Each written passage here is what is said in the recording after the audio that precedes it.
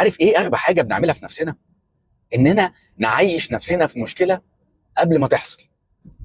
مكالمه خايف منها ولسه ما جاتش، رد قلقان منه ولسه ما جاش، حاجه موجوده في خيالك ومع ذلك بتقلق وبتفكر وبتستهلك طاقه كأن كل ده حصل فعلا. ساعات بنقضي ساعات طويله جدا في سيناريوهات وحوارات واحتمالات، وفي الاخر مفيش حاجه. الحاجه اللي كانت واخده منك كل القلق ده ما حصلتش اصلا.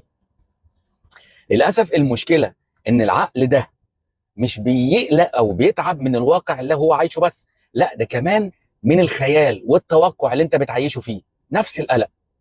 مش كل فكره تستحق انك انت تمشي وراها، ومش كل خوف يستحق المساحه اللي بنديها له.